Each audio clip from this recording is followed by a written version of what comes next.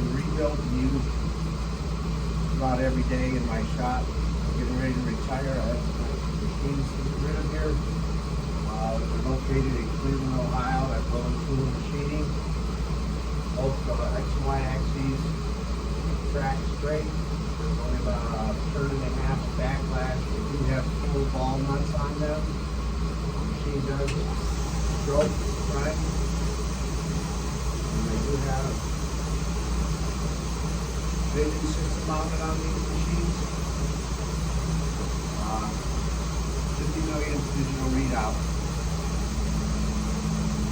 Asking $2,000 for pickup, or if you'd like to arrange shipping, I will disassemble the pantograph arm, got the lighting system in the bottom, and all the optics. We will have to assemble it back together.